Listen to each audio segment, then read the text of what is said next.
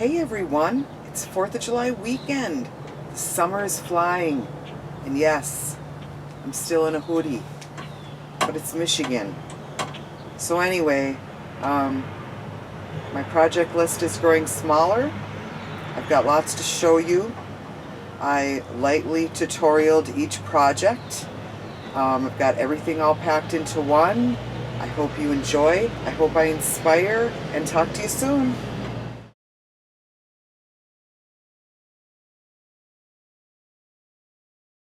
Okay, haunters, I start with 3 plastic skulls from the Dollar Tree and 1 styrofoam skull.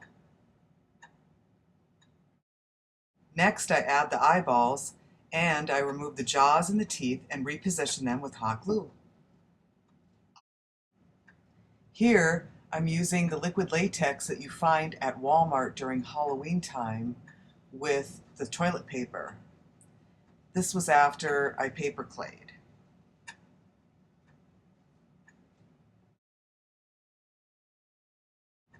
Where else but a haunter's house do you find skulls hanging on a line to dry? I base coated them with 2 coats of dark brown.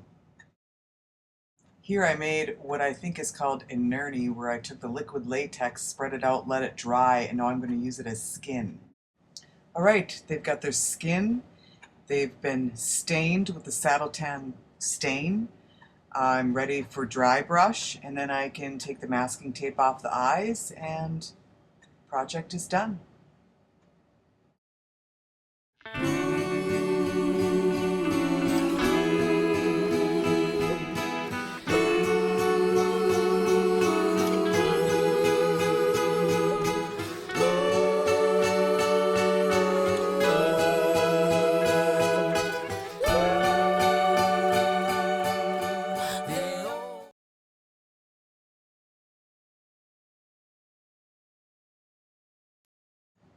So here is my very first plastic corpsing project I did a few seasons ago, and I've decided to give it a makeover, and I have a new project in mind. So I took a knight and sculpted with paper clay to make it look like a doll's face. I wanted her to be sleeping, and I'm about to do a new process with her. Thanks of inspiration go out to Alan Hops. After watching his Corpsing 2 video, I decided to give it a try. As you can see, it definitely turned out disgusting, but dry to the touch. As far as her face goes, I ended up tearing off the bottom half of the paper clayed face and cut her teeth open and shaped them with a Dremel tool. Check her out all finished. Hey!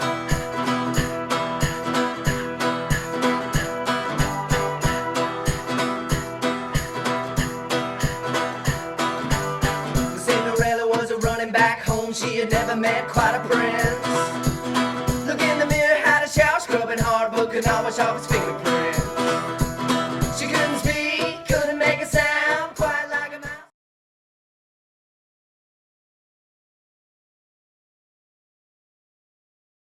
My turn for witch jars. I picked them up a while back at Yonkers. I'm going to add a little great stuff, some twine, some spooky cloth. You'll see.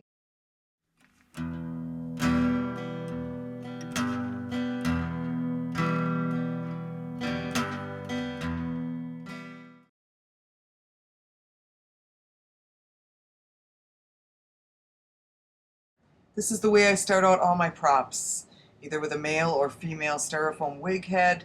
I'll take a Dremel tool and Dremel out the eyes and the mouth, whichever way I choose, and I add the eyeballs, and then I take an evening and do the paper clay. It took me about 2 or 3 hours to finish this one up. Here I'm a little farther along, getting close to the end, and just putting in the detail work now. It does go very quick. I use the fake eyelashes, and I just do around the face as little as paper clay as I can use, because I do add a wig, ears, earrings. Here she's ready for gesso, and then dry brush to follow. I'll gesso her hands and they'll get dry brushed to match the face. Okay, she's all finished up. We ended up putting her together as usual in our previous videos. If any of you have watched, we always use the 1-inch PVC. With her, she's going to be standing in the garden. She's got the long skirt, so I spray painted the PVC. That runs all the way up to about her neck, and then there's a 4-way, and her shoulders are 90s, and then there's a 45 here. Everything's glued, and she's padded, embellished, and ready for display.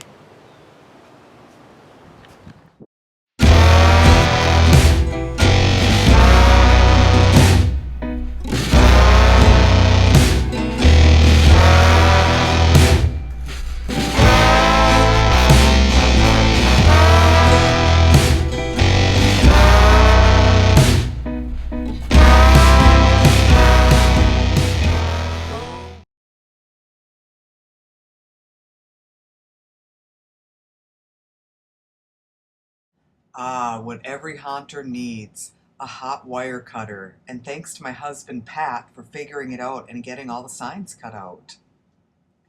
And here I am tracing out different size fonts off of my computer screen, and from there I trace them onto my painted signs that I painted to look weathered, and I either Dremel out the letters or paint them. If you're painting the letters, keep in mind that it takes at least 2 coats of paint per letter depending on the color you use. These signs took a lot more time than I thought, very time consuming. So here's a tree silhouette that I cut out, and that's ready for paint. I'm also painting the backing and stakes for the sign, using exterior paint on the signs whenever I could, and they were all sprayed and sealed with the Minwax polyurethane satin finish when they were done. And here I am finishing up one of the boutique signs.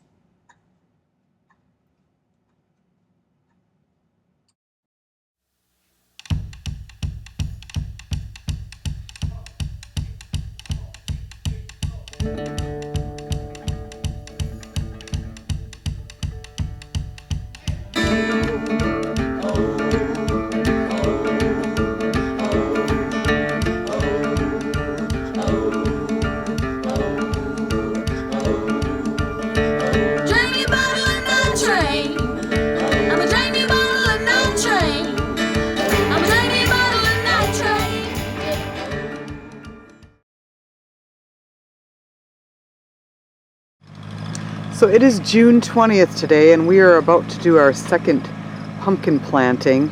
We've had so much rain here that it rotted our first set of pumpkins, so we're just gonna give it a try and give some hope that we plant something and get something. That is our cornfield, which is no longer in existence because it's just basically a swamp right now.